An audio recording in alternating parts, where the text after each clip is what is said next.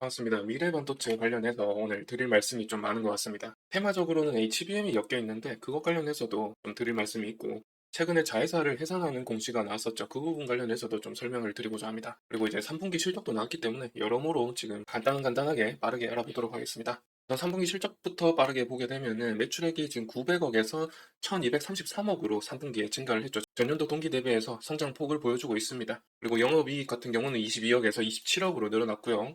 총포괄 손익 같은 경우는 거의 비슷하지만은 3천만 원 정도 줄어 있는 모습을 확인할 수가 있죠. 당기 순이익 같은 경우는 기타 비용이라든지 뭐 금융 비용 이런 데서 마이너스가 있기 때문에 이렇게 조금 줄었다고 볼 수가 있겠고요. 이것을 좀 더 시각적으로 파이프라인으로 보게 되면은 보시다시피 지금 23년 4분기부터 이제 영업이익이라든지 당기 순이익이 감소 추세에 있는 것을 확인할 수가 있죠.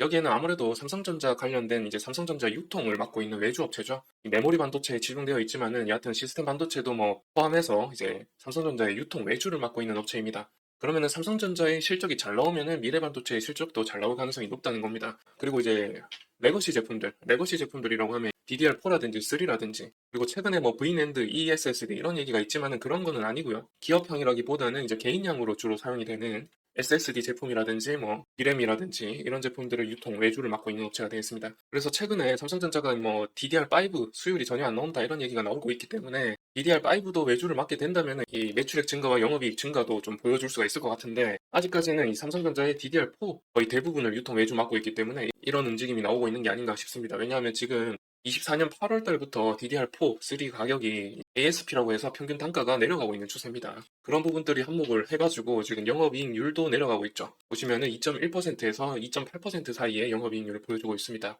그런데 제가 IR팀에 전화를 해서 확인을 해본 결과 여기에는 나와 있지 않지만 상장하기 전에 22년도에 이 가장 PC 수요가 많았던 비트코인 채굴기라든지 뭐 개인적으로는 이제 집콕을 하면서 PC 수요가 많았죠. 이때 당시만 하더라도 이 영업이익률이 이제 많이 나왔을 때는 4%까지 나왔다고 합니다. 그러니까 앞으로 이 DDR4라든지 3 레거시 제품의 이 ASP가 내려가고 있기 때문에 이 부분에서의 영업이익률은 좋지 않을 가능성이 있지만은 이 DDR5까지 이제 삼성전자가 수율이 잘 나오면서 이제 개인량으로 많이 보급이 된다면은 이 미래 반도체의 실적도 나아질 거다 이런 말씀을 드리는 거고 그리고 이제 처음에 말씀드렸지만 미래 반도체 같은 경우 HBM 테마에 들어가 있습니다. 그래서 이 HBM 관련해서 이 주가가 올라갔던 이력도 있었죠. 그런데 제가 전화를 해봐서 확인해 본 결과 이 삼성전자의 HBM2라든지 뭐 2E라든지 비교적 레거시 제품들이죠. 그러니까 지금 이제 엔비디아와 거래하게 될 HBM3라든지 HBM3E 제품들 이런 것들은 삼성전자가 직접 조달을 한다라고 하고요. 직접 계약 상대방이 돼서 페이퍼링이 이루어질 것으로 보이고 미래 반도체 같은 경우 이 HBM 관련된 업무를 하기는 했다고 합니다. 그런데 지금은 거의 없다라고 하고 있어요. 그래서 HBM 테마로 엮이기에는 조금 다소 무리가 있다라는 말씀을 좀 드립니다. 그리고 최근에 공시에 의하면은 해산 사유가 발생했죠. 자회사 미드GM 제12차라는 주식회사가 해산을 했다라고 하고 있죠. 또 다른 공시를 통해서 보게 되면 특수 목적법인인 사업 목적 달성에 의해서 해산을 한다라고 되어 있습니다. 보통은 이렇게 자산의 유동성을 좀 원활하게 하기 위해서 좀 유도리 있게 원활하게 하기 위해서 설립했던 이 특수 목적 회사를 SPC라고 합니다. SPC라는 회사인데 이런 회사를 설립하게 되면은 여기에 부채가 이 모회사인 미래반도체에 산입이 되지 않기 때문에 그런 이점이 있고요. 그렇기 때문에 모기업의 재무 구조가 좀 개선되는 데 도움이 되겠죠. 그리고 이런 SPC 같은 경우는 자산을 인수하거나 뭐 채권을 발행하거나 현금을 마련하거나 이런 데에 좀 용이하다, 간소하고 빠르게 진행할 수 있기 때문에 이런 특수 목적 회사를 설립을 합니다. 그런데 그 목적이 달성되었기 때문에 해산을 한다. 그러니까 이제 긍정적인 모멘텀이 될 수가 있다라고 좀 보여집니다.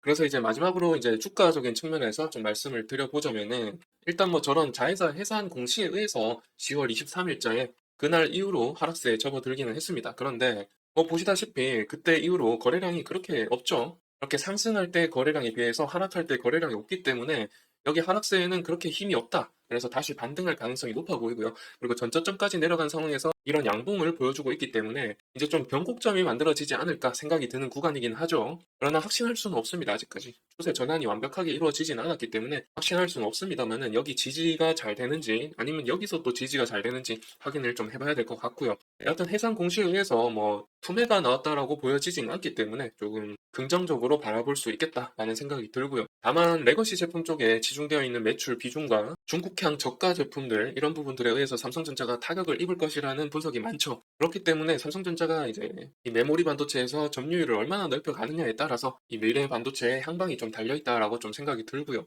여하튼 지금 여기서도 보시다시피 똑같은 패턴입니다. 똑같은 패턴이 발생하고 있기 때문에 여기서 이제 좀 반등할 가능성이 좀 보이는데, 반등한다면은 이렇게 이제 산바닥 상태이기 때문에 좀 이 이평선을 뚫고 상승해주는 그런 움직임이 나오지 않을까 좀 기대는 합니다만은, 일단은 HBM 테마로 엮여 있지만 HBM 관련이 없다라는 부분이 조금 마이너스적이다라고 말씀을 드리는 겁니다. 결론적으로. HBM이 관련되어 있지 않다면 지금 같은 AI 산업에 연관되어 있지 않은 종목들은 다소 상승 모멘텀이 약하게 발생되기 때문에 지금으로서 다시 반등하려면 수급이 쏠려야겠죠. 근데 수급이 안 쏠릴 가능성이 높은 기업이기 때문에, 그래서 이제 그런 부분이 좀 염려스럽다라는 말씀을 드리는 겁니다. 여하튼 지금 ASP가 내년도에도 계속해서 하락할 가능성이 높고, DDR5를 제외한 이 DDR4라든지 레거시 제품들의 ASP가 내려갈 가능성이 높고, 그리고 AI 산업에 대한 어떤 수혜 종목이 아니기 때문에 수급이 안 쏠릴 가능성이 높아서 좀 그런 부분들이 염려스럽기 때문에 주의하셔야 되는 종목입니다. 그런 점에서 좀 비추하는 종목이기는 합니다. 그래서 차라리 다른 종목 보는 게 낫겠다라는 저는 좀 그런 판단을 합니다만은, 여하튼 뭐 이런 종목들 지금 기술적인 분석에 의해서 이제 기술적인 반등을 노려서 투자해 보시겠다라고 하시는 분들은 좀 조심하셔가지고 안전하게 투자하시면 될 것 같습니다. 그러면 이번 3분기 실적 리뷰 이렇게 마쳐보도록 하고요. 다음 영상에서는 또 새로운 모멘텀 가지고 유익한 정보 가지고 찾아뵙도록 하겠습니다. 시청해주셔서 감사드립니다.